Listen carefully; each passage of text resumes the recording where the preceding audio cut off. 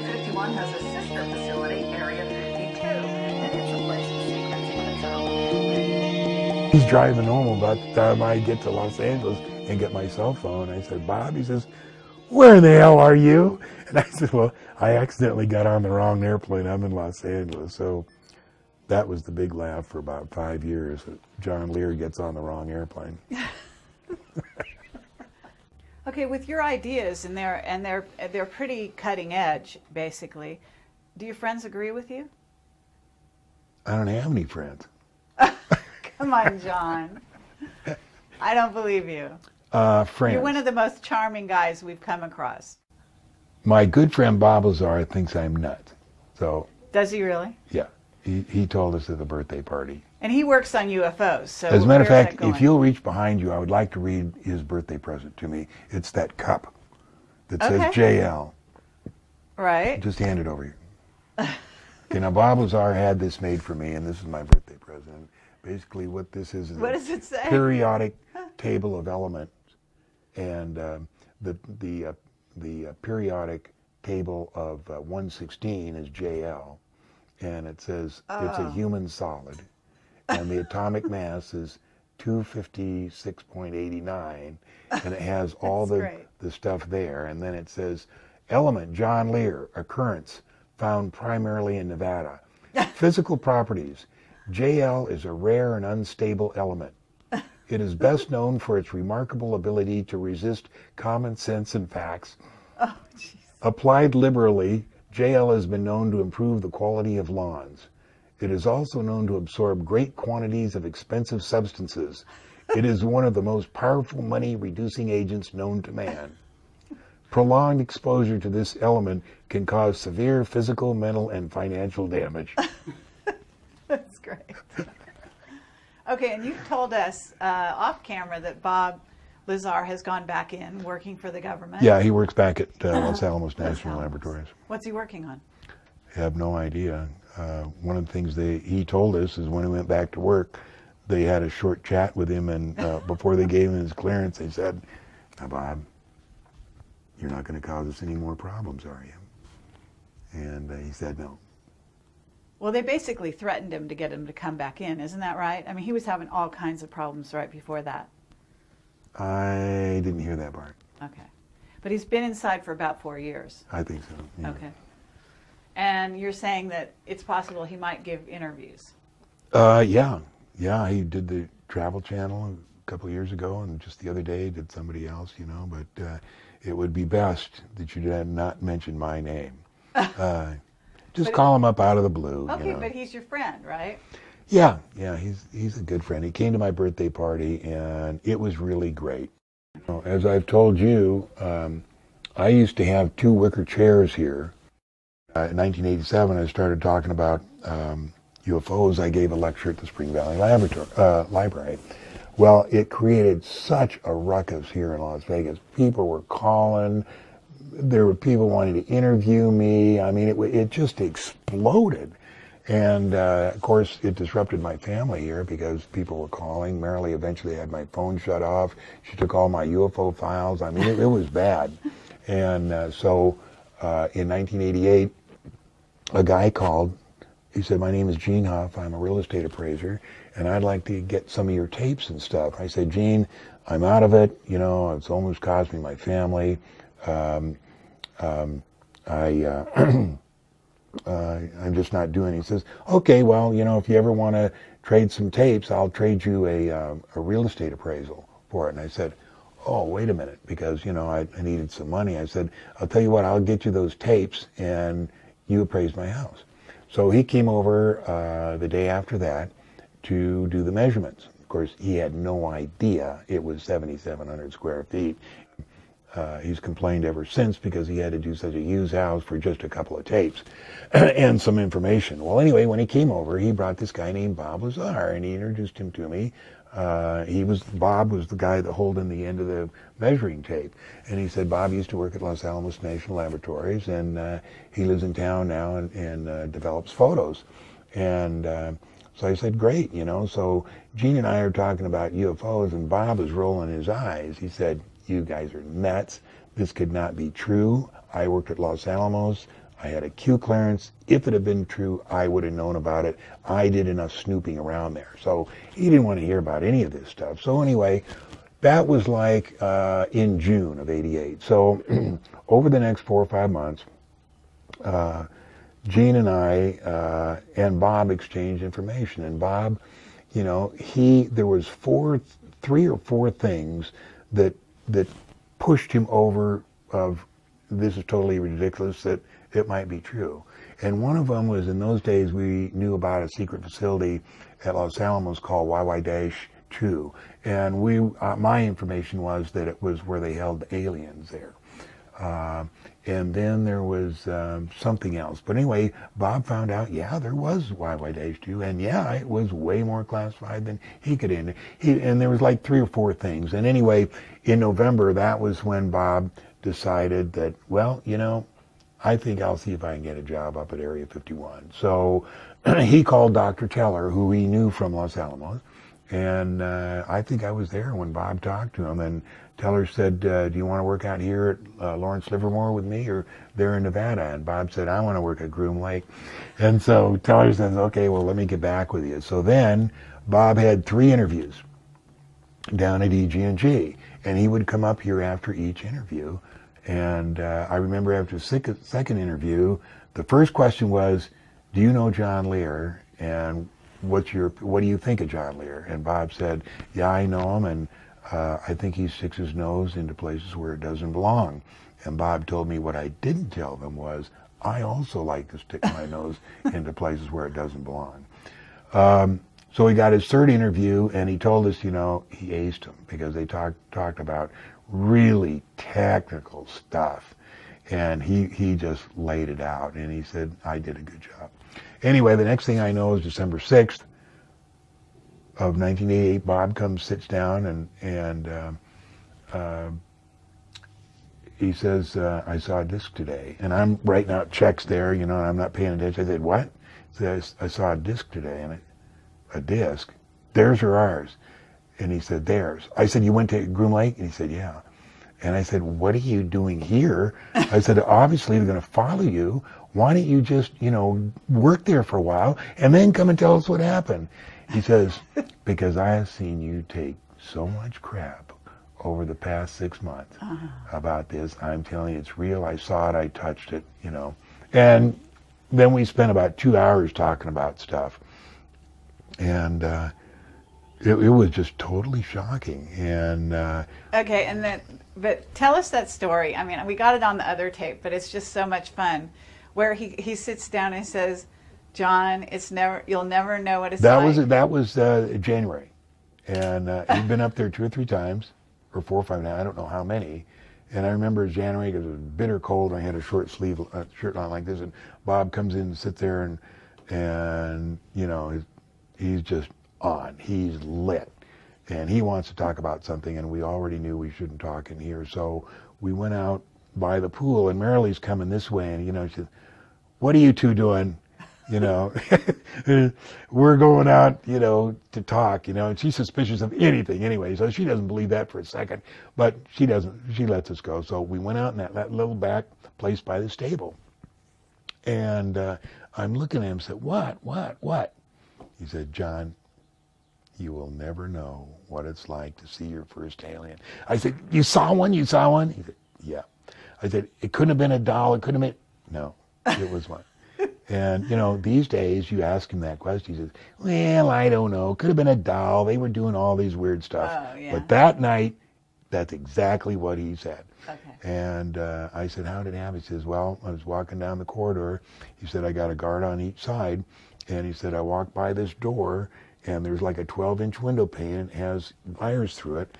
And I looked through it, and there's 2 guys in lab coats facing me, and an alien standing up talking to them. Now, did I show you that picture? No, I don't think so. Because he drew it for me. Oh, really? Do you want me to get up? Yeah, absolutely. Yeah. These are a lot of stuff I kept from Bob. For instance, here's how security clearance works. The lowest clearance you can get is top secret. And then above that, there's 28 levels of top secret crypto. And then above that, there's 10 levels. Now, these aren't the real names, except the top one is Majestic. Now, each one of these are compartmentalized, so that you may have Top Secret Crypto 25, but you don't get to know all that information. All you get to know is what you're cleared for. In other words, when you get Top Secret Crypto 25, somebody doesn't come and tell you, this is all the stuff that the guys at Top Secret Crypto 25 get to know. It's compartmentalized. So we had this to show that the President of the United States is like Top Secret Crypto 17. He doesn't need to know very much. He's a figurehead. He's told what to do. And right. So he doesn't really need to know all this. The last president, my understanding, the last president that was given any kind of a briefing was President Nixon. Ford knew a little bit. Reagan knew a little bit. Of course, Bush knew something because he was, director of the CIA. That doesn't mean they tell the director of the CIA anything. He's an appointed office, and they hate appointees. So he knew that from other reasons. But anyway, this is how that chart worked. And these are the when Bob decided not to go back to work for the government. We took him into got three regressive hypnosis sessions, and they were Lane Keck. And Lane was supposed to be at my birthday party, and I don't remember why he didn't come. Or maybe he did come. I think he did come. We'll see on that DVD. But he did the regressions for Bob. And what we tried, it was extremely interesting. The first one we didn't get because the tape recorder broke, and Gene Huff has those on notes. But the second one, I have the second one, and that's where we tried to pull the information out of. And I'll tell you what here, later if you want, I have a transcript of the second one, and I'll let you read it because it's extremely interesting. That'd be great. This is when Bob was telling me how you went forward and backward in time.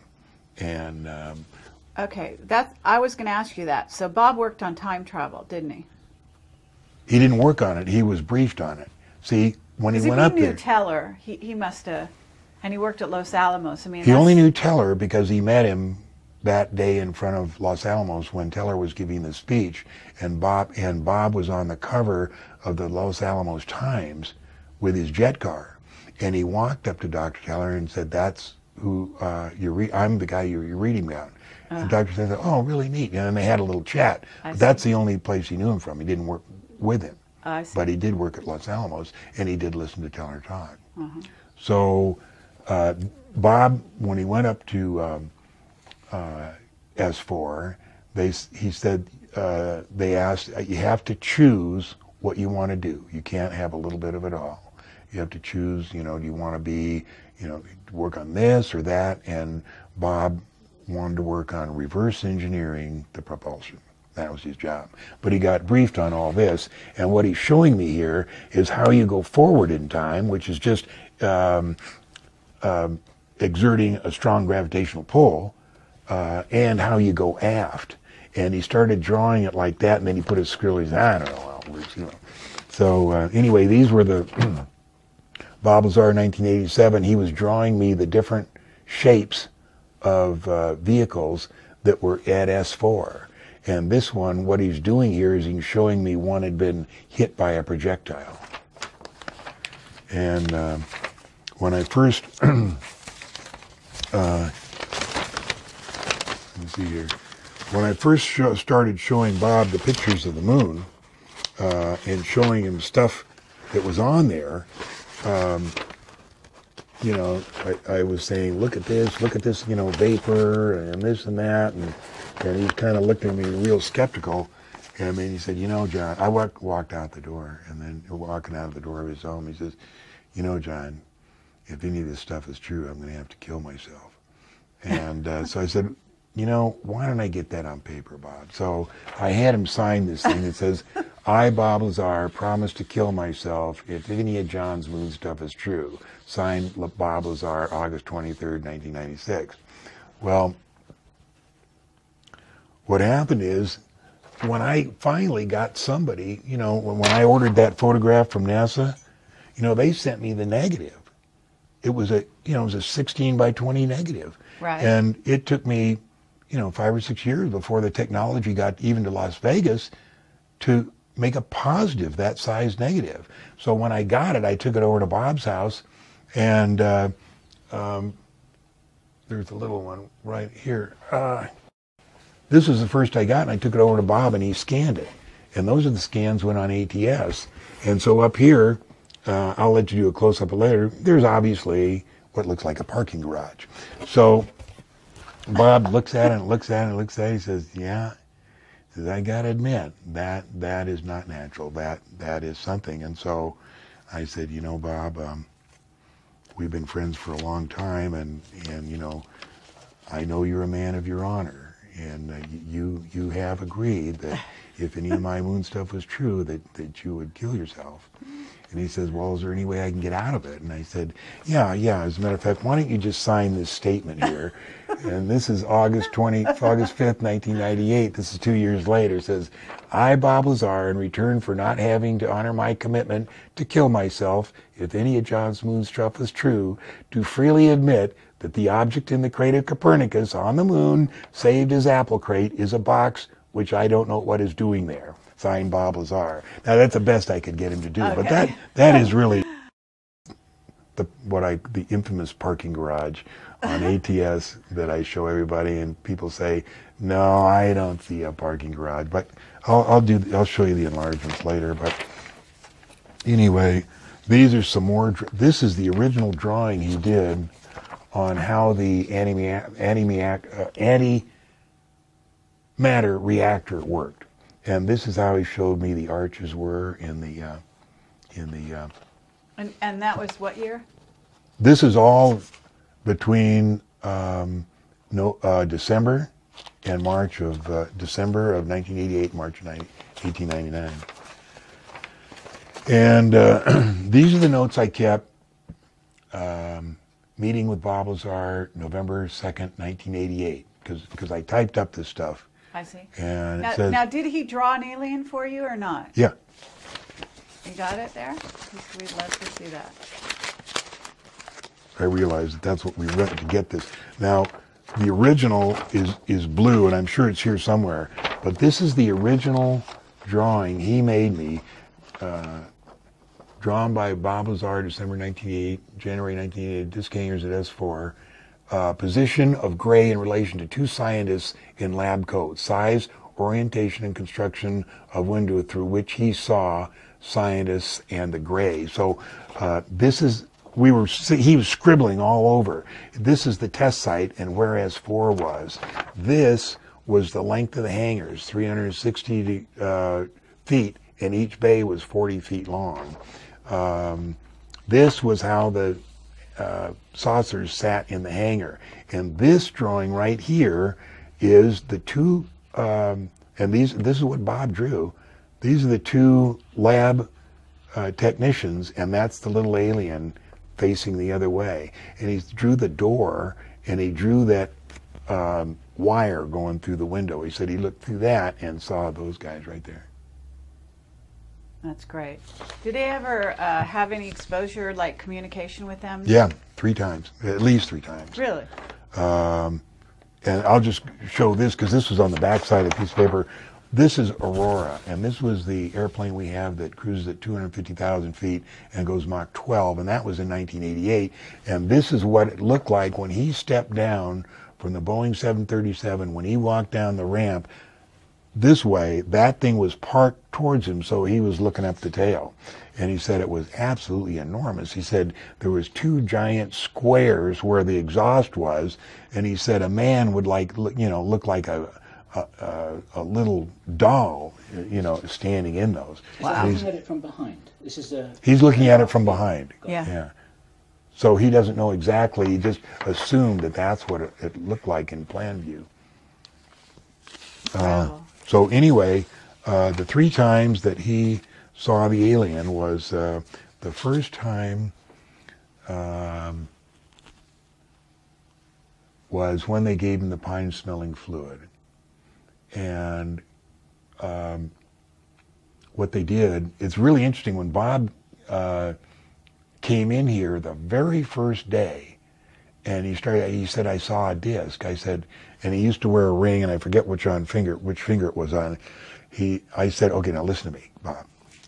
They're going to give you some drugs and to make you forget what you're doing. So what I want you to do is when they take you in to give you the drugs, I want you to take your ring off subtly and put it on your other hand. You won't remember, but when you come up to see me, I'll see it and you'll know you already take the drugs. He said they already did that today. I said they did, and he said, and he described this elaborate drug test of, how they took a needle and they put a rectangle on his, scratched a rectangle on his arm, and then made lines like this and lines like that, and then they'd take stuff and they'd put into each little square like that. And then they took him into a room, and he said the room was just like a regular doctor's office, and there was a couch, and he laid on the couch, and he said there was a screen and blocking something, and he said he knew the gray was behind it. Then there was a military guy with an M16 and a doctor and a nurse, and they had him drink the pine-smelling fluid, and he drank the cup, and immediately he felt, dizzy, and he said he described exactly what he felt like. He said he felt like he was in a well that was 100 feet deep, that his arms were 100 feet long, and he was just holding on to the sides of the well, just barely with his fingertips. That's what he felt like. Huh. He said then they started to read the clearance with which he was, or the briefing of the clearance with which he was being given. So they'd say, they'd read a sentence and say, and I understand that, I am being briefed, and at the end, the soldier would take the M16 and poke it into his stomach like that. And he said it really hurt. And each different phase of the clearance, the soldier would take the M16 and poke it into his solar plexus.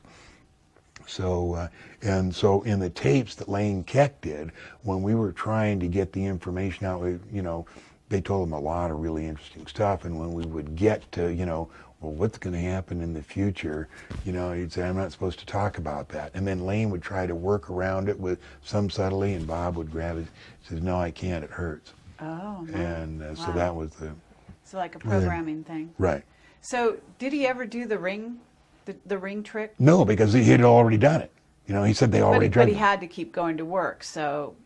See, the reason he quit was because when we got caught, he invited us up to see the flying saucer flights on May 21st, or March 21st, 1989. And I have that tape right here, and I'll show you. It's only 9 minutes long.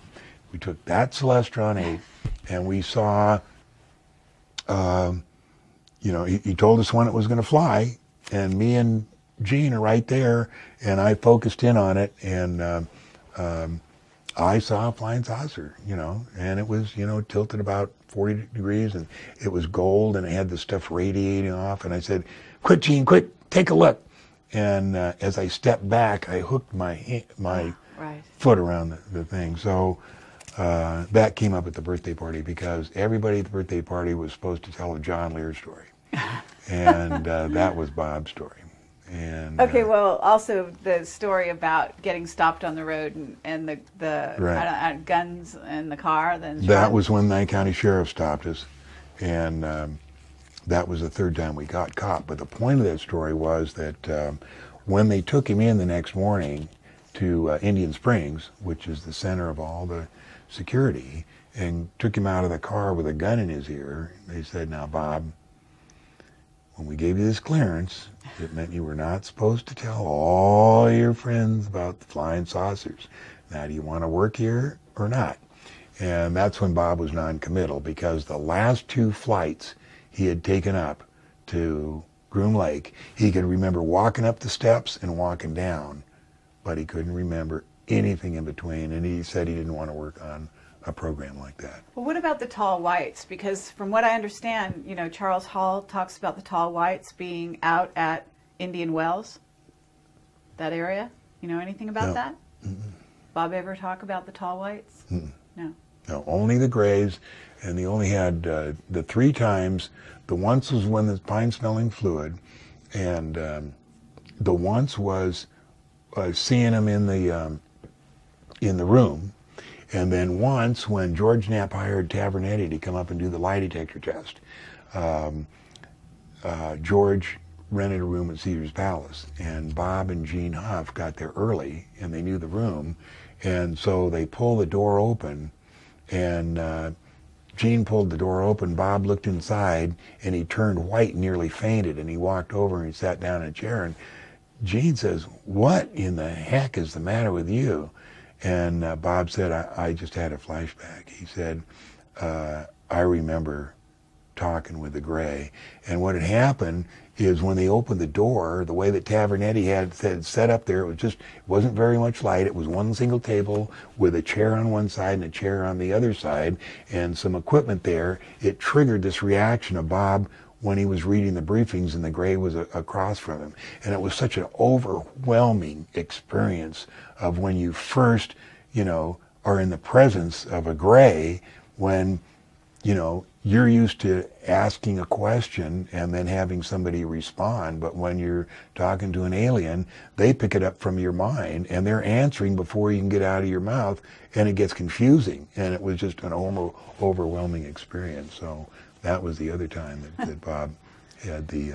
Now, do you think he'll go on camera with this stuff? I doubt it, but you never know what he's going to do. Never know what he's going to do. Okay. So let me look through here. This is the page when we were trying to think of the guy he worked with, Castrioloni. But I think we finally determined what the guy's name was, and George Knapp has it, but I don't know what... So is George Knapp working for the agency? No, George Knapp works for Channel 8. Oh, you mean undercover? Yeah. I don't know. George knows a lot of stuff. And he had me on a couple of months ago. And what he was doing was a story on Sandia. Sandia is the most secret, or not the most secret, it's the secret base here that replaced Groom Lake, Area 51. And it's out on the Paiute Mesa. And I got a map of it here. They started building it in 1980 and finished it in 1987. So it's now 20 years old. About 4,000 or 5,000 people work out there. I mean, it's a huge underground base, absolutely enormous. I mean, there's great big cylinders of offices and stuff that go, a mile deep, and then out on the test site, there's a couple of runways with all new hangars there and everything. It's just a massive operation. So when George went up there to film it, and he couldn't find it, but anyway, I'll show you. As a matter of fact, I have it here on DVD. I'll show you the exact thing that we did. I told him that one of the interesting things was that how do we get the people out there? They can't drive out there because it's too far. Can't have that many people on Highway 93 or 95 because we'll be exposing that stuff. We can't put them on the 737s because they're already full now, and we can't put on more airplanes going out there. So what they did is they built a high-speed train that goes from Sandia down to Vegas. And what they did is they put the stops under two of the major hotels so that the guys, it just looked like gamblers or hotel guests walking in there, and they go in there, they open a door, do the card key, and go down to the thing. And it was great how they do that. Which hotels, yeah, but I'm not going to say. That's great. So I got to show you. Have you ever taken the train? No. Where it is. You can, I've been meaning to go down there, but I try to stay out of trouble. Here's the Los Alamos monitor that Dr. Teller was reading when Bob was. Okay, yeah, that's great stuff. Yeah, I have a friend, Jim Goodall, and he said, I'm coming down there, we're going to go up to the test site. And I said, I used to do that stuff, but I'm still alive, so, it's all the same to you. I don't want to do it. Here's 3 things that I wrote down that were important. I came up with the speed of time, and Bob said, I told him what it was. He said, that's correct, but he said, who cares? And what I said was the speed of time is directly proportional to the amplitude of the gravitational flux. In other words, the speed of time is dependent on gravity. Then Bob told me it is theorized that there is one black hole for every galaxy. It's theorized that every black hole has its own galaxy. HIV, the protein code is on the virus itself, and the recycle time of the gravity amplifiers is 10 milliseconds. Now, the HIV, have we talked about HIV? No, but we can definitely go there. AIDS was invented by a Navy surgeon named R.M. Donner, and when Bob read the read the briefing up at S4, one of the things that impressed him is that in the paper, all the briefings he read were, 50, 100 pages with a blue cover, and they were scattered on this table, and he could take each one. And what it was that as he progressed his clearance, these briefings would, let's say this is one briefing, it would be stapled here. And as his clearance progressed, they would unstaple a few more pages. But anyway, on the briefing of AIDS, and I have it's probably in here, because I wrote a whole thing on what he told us. It was developed, to get rid of a certain segment of, or number of human, but it was developed by R.M. Donner, and it has the exact cure for AIDS. And it has to do with the cucumber Trichosanthes curalawi, which is only grown in China.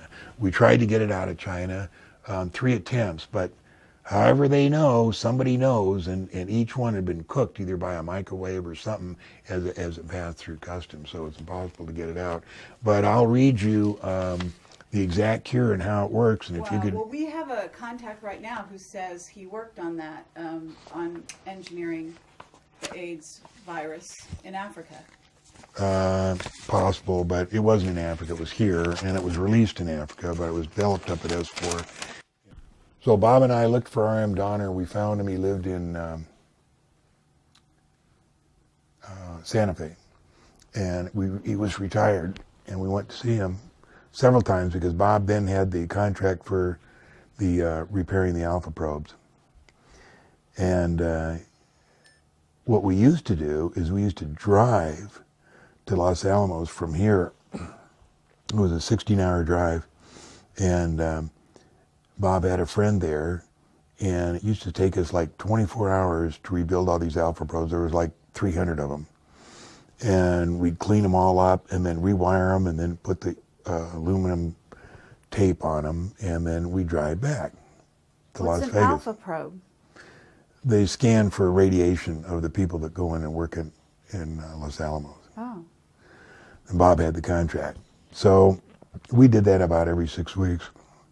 So what we do is we try to, we knew where Donner worked, and we go there and we missed him every time, and then we finally got his home address, and we went to his home, and we could never catch him home. Now, whether he was not answering the door, or whether he was not really there, or whether we didn't really have an address, I think we did. We never met up with him. Now, when Bob started to make some money on the photo business and the alpha probes, we actually went on the airline to go to Albuquerque, and we'd rent a car to go up to Los Alamos. So this one day, and the same things happened on this one day, and I told this in the John Lear stories. I'm going to tell this on myself.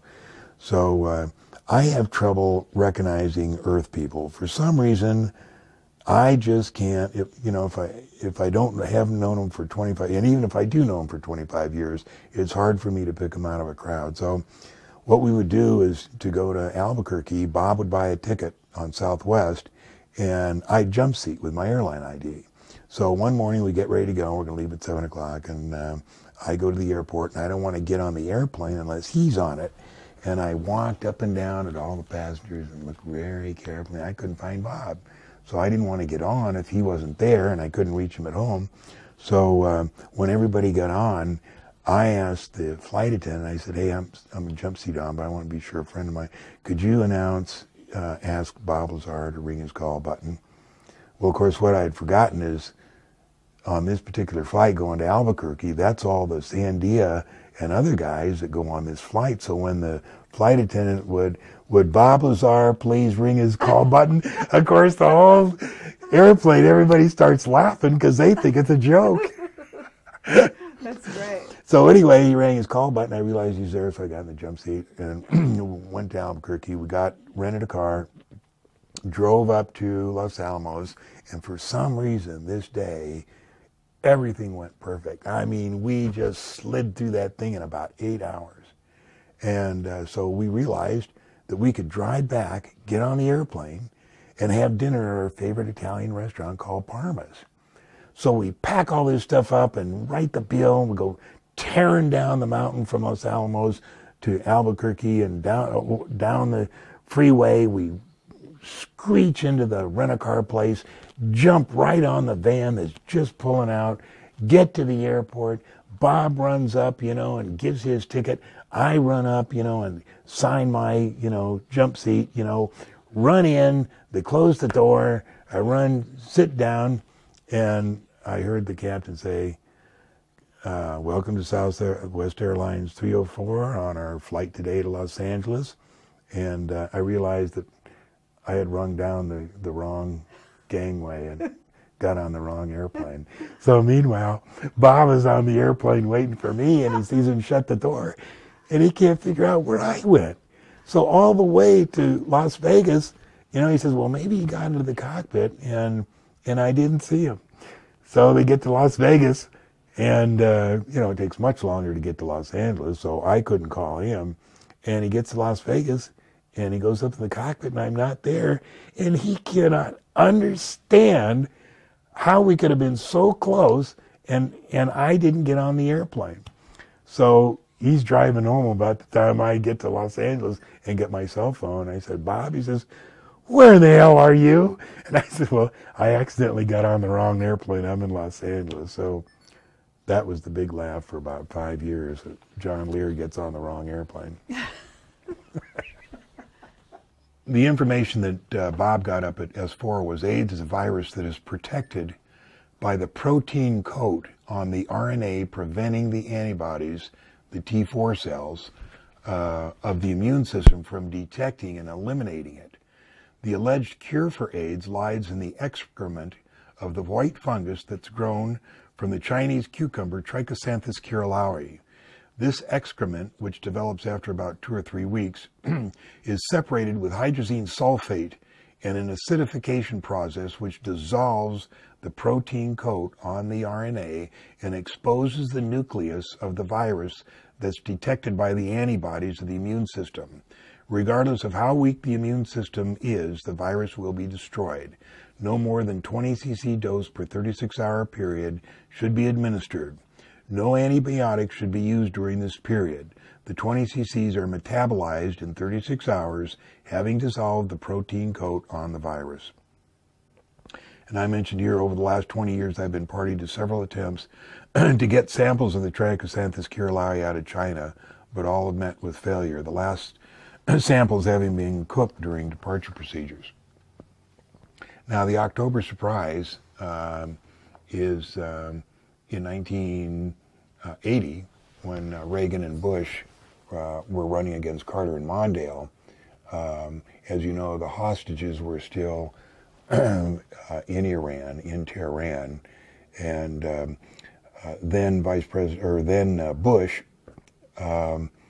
took an airplane to Paris to meet not with the Khomeini, but a representative of the Khomeini, and the deal was if the Khomeini would delay the release of the hostages until Reagan's inauguration, that the Reagan-Bush administration would supply him, the Iranian regime, unlimited guns and ammunition throughout their administration, which would go from 1980 till 1988. My part in that was to deliver those guns and ammunition from Tel Aviv to Tehran. The reason I brought this up is that big sheath of papers over there is the details of who was flying and how they pulled the whole thing off. The way they pulled it off is Bush left Saturday night on a back 111 jet, which only took about 6 or 7 hours to get there. He only spent about 4 or 5 hours in the meeting, and then he was flown back in an SR-71 from a base in France to McGuire Air Force Base. and it only took an hour and 14 minutes. That way he was able to show up for a tennis appointment that he had on Sunday, and that the press would have not known of the lapse in time or the trip. And as it turned out, they were elected, and they supplied these guns and ammunition, and that was, part of the Iran-Contra, but Congress never went back as farther than 1985 to find out when it originally started. And when I moved to Egypt in 1981, that was going to be my job, was to take those arms and ammunition from Israel, from Tel Aviv to Tehran. They were coming into Tel Aviv from Zaragoza, our Air Force base in Spain, and Mossad was handling the whole thing. The reason I never did fly a flight, and the reason was the first airplane in was a Argentinian CL-44, and what they wanted to do was use an old turboprop airplane to be sure everything went fine and there were going to be no problems. And for some reason it got shot down on its way out, and it got shot down over Russia about 40 miles south of Yerevan, which is well inside Russia. And the Mossad couldn't figure out how the pilots got off course. They were on their way out. They had dropped a load, or already dumped the arms and ammunition off, and they finally figured out that what must have happened is the pilots were intercepted by the Russian MiGs, who knew what was going on and didn't like it. And the pilots thought, well, might as well follow them because we got nothing on board. They can't prove anything. And then as soon as they got them over Russia, just shot their ass down, which was a message to Mossad, hey, we don't want this to go on. So that big sheath of papers, was the history behind the October Surprise. There were 2 books, one Gary Sick and Barbara Honecker, each wrote books about it. Congress went as far as to actually launch an official investigation in 1990, but it was all covered up because, nobody wanted to go back that far, hear any more stories about that thing. But the hostages did spend, October, November, December, an extra 4 months there. So Reagan could be elected. Right. Incredible stuff. And a lot of people know this story, but it's been, 30 years, and pretty much everybody's found it. The only reason I brought it up is because I'm putting the history there of who the pilots were. What about, what do you know, anything about the Minot, the recent incident with the Minot Air Force Base and the weapons that were, the nuclear warheads that were attached? That smells to high heaven. I followed that on ATS. It was very, very thorough. It was one of my favorite threads. It went on forever, and we had some guys at ATS that really knew what they were talking about, and that was extremely interesting. It had to be Cheney. It couldn't have been anybody else that authorized it, and it was one of the most double-dealing instances I've ever What would seen. you say it was a setup for, though? Why'd they do it? That's the question. Why did they? They had nuclear weapons already in Europe. Why they need to steal them? And why they need to fly them from, from North Dakota or whatever it was, South Dakota, across the United States? I mean, what was the point? It's crazy. There is no point. Well, there is a point, but I don't know what it is. Oh. But that episode was extremely interesting. I'd sure, one day we'll find out, we'll say, oh, that's what it was all about. But I don't know. But that was really... It's Minot. Yeah, Minot, North Dakota. That's the French pronunciation. Yeah. We Americans call it Minot here. I see. Okay. I'm kidding you. Okay, so where are we going next, John? What do you have? I don't know. While we're figuring out where we're going next, I just ordered this book. It just accidentally came up there. It's called The Gravitational Force of the Sun by Perry Spalter. It was written in 1993, and basically what it says here, this book is a serious challenge to Newton's law of universal gravitation as presently formulated. And I'm just, this far in it. And basically why that interests me is because Newton did have some ideas about the moon, along with, throughout history, about 36 other people who thought there was gravity on the moon, there was atmosphere, and there was people up there. But each one, the information got gently suppressed. Well, we have bases up there. That's really what no we've been told? No question about that. We have bases on Mars. The Secret Astronaut Corps has visited every planet, most of the planets, and much farther than that. We've been to other solar systems. People, when we talk about other planets, say, well, it's too hot in Venus. No, that's bullshit.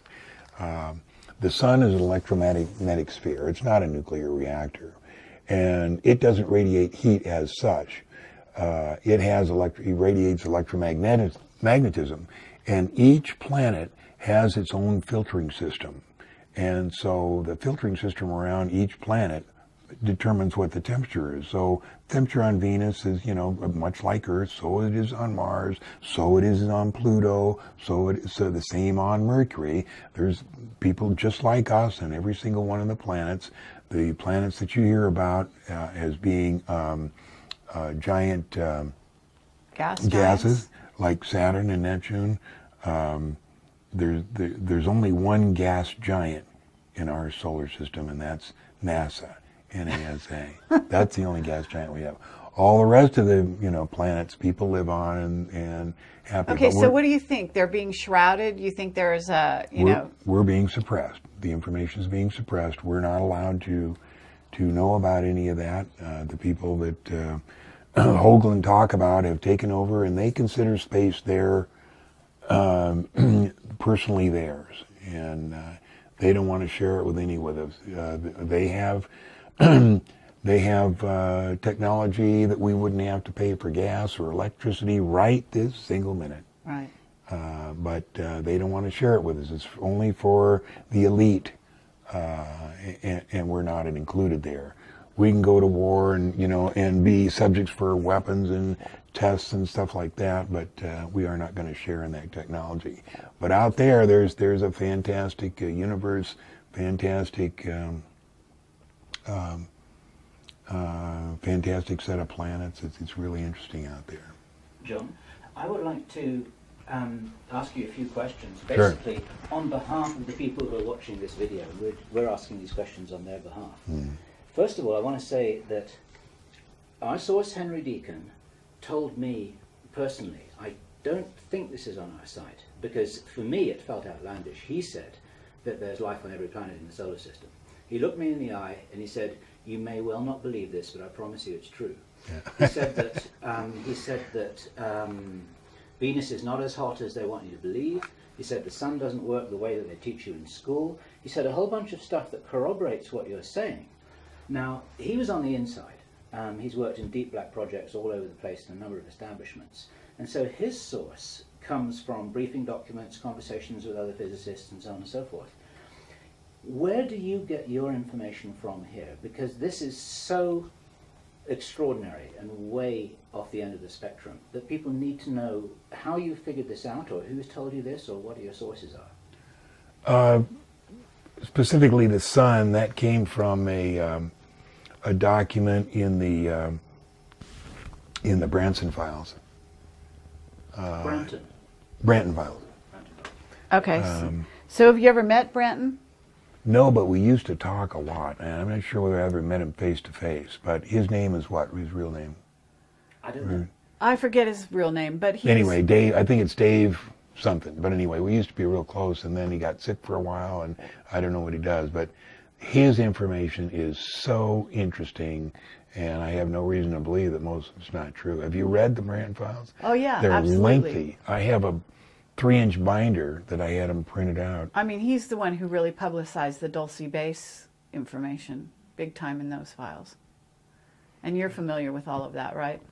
The whole Dulce story started in 1987 when me, Linda Howe, Tom Adams, and several others met in Crestone, Colorado, to discuss the state of UFOs. And during that meeting, it was about 3 or 4 days, Tom Adams walked over to me, handed me a note, and it'll turn up eventually, but I don't have it right now. And the note was from him, from who I call Mr. X in Henderson, Nevada, and told him about that He had a friend that worked at an underground base in New Mexico, that the halls went on forever, tile walls, and a little bit of the stuff. And Tom handed me, he says, "John, I don't have time to go out there and research this. Would you look into it?" And I said, "Sure." So when I got back, and before I got back, me and Linda Howe went in my truck all throughout New Mexico. We stopped and talked to Ernie Edwards, who was the key figure in the Benowitz deal. And then she and I drove down through Corona and to see Clifford Stone, and she and I took that road that goes from Corona over to the main highway down to Roswell, and we're going to find the Roswell Ranch, and we get to the turnoff, and there's 30 dead cows there.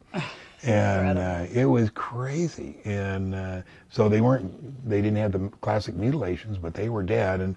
And we talked to the farmer there, and he said, "Oh yeah, there's some kind of a virus going around." And I forget what the whole story was, but none of it made any sense.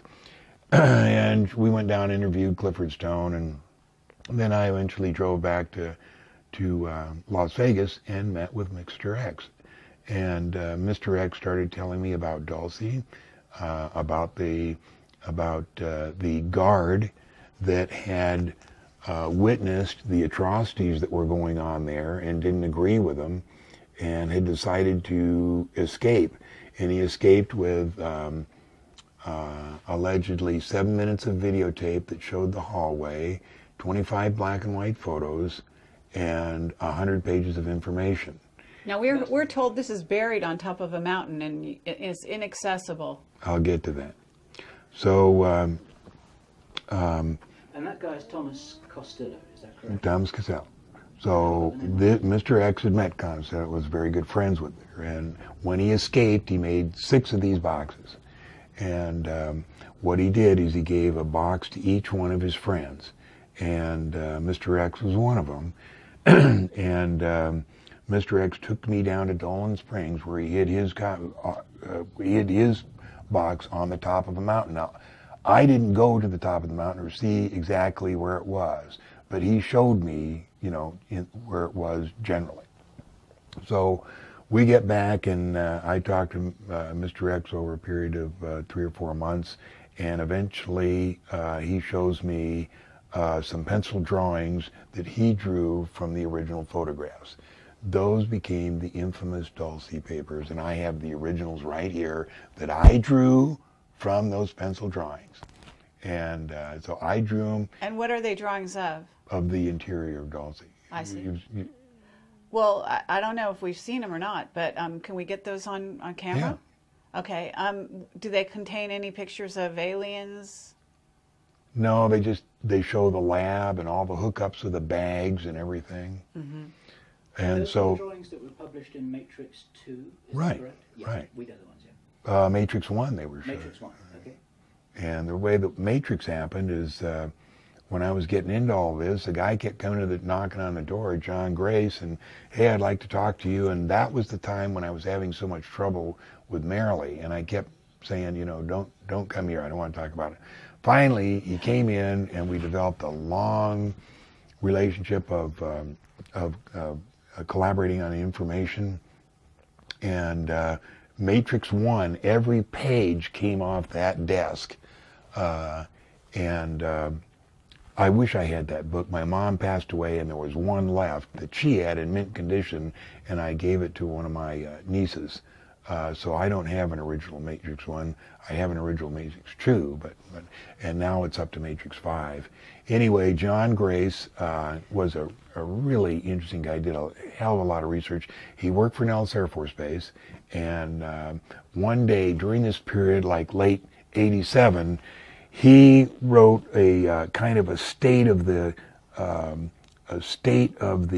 research where we were at, as far as what we had found out, and he wrote it. He wanted to get it out, but he didn't want to use his name.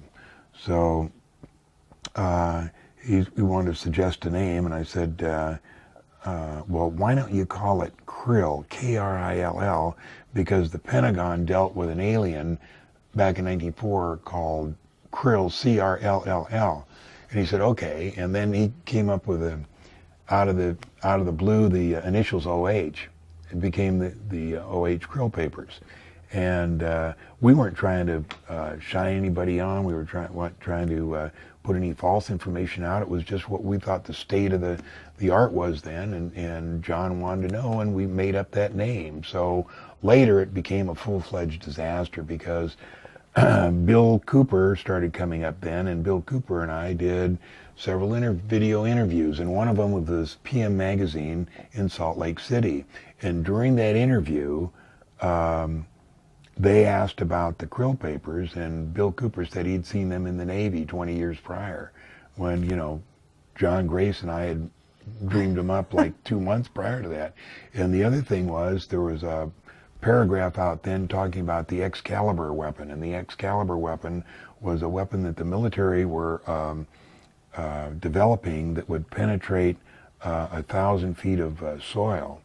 And Bob Lazar had written that like 2 months prior, and Bill Cooper had said he'd seen that in the Navy 20 years prior. So I took Bill Cooper out in that dining room. I said, "What in the hell are you talking about?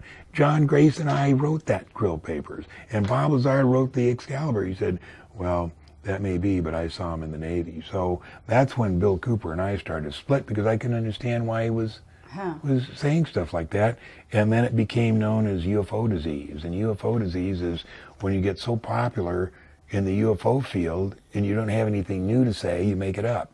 Okay, well, let me ask you something, because as far as I know, the Matrix books are written by Val Valerian, who is That's John Grace, right? Right. Okay, so Matrix 5 talks about Planet X, I'm told. I've got Matrix 5, and I don't right remember seeing Planet X referred to in there, but, you know, basically I was just told that it reminded, I guess, that it talks about Planet X. I mean, it certainly talks about everything in there. But, and you say Planet X is a complete fallacy, so are you still in touch with John Grace? Do you know why he says it's true? No, I don't know. John Grace, you know, I ordered Matrix 5 and I read the first 30 pages and I couldn't get any further. So there may be a Planet X, there may be a Nibiru, but it's not going to destroy Earth in 2012. Okay. Huh. What about meteors, you know, aimed at this planet that are heading in? We'll be protected. You don't have to worry and about how, that. And what, by what? The guys who take care of us. Which is, are you talking aliens? You're talking aliens. HARP? Yeah. Are you talking? Do we have any idea which aliens are protecting us, or do you? Probably the Greys. The Greys are responsible for what we call the physical body, which Bob read up at the test site are the containers. They refer to it as containers. That's their job. They see that everything goes okay, and the container contains the souls. The Greys can change souls from body to body, but their responsibility is not the soul. That's somebody else, and I don't know who that person is. The Greys are just here responsible for the containers. That's why there would never, unless it was unless extremely unusual circumstances, would a meteor ever hit the Earth. There'd be no catastrophe like that. Let's keep that thought, and I'm going to have something to eat here. Thank you, darling. That was really great.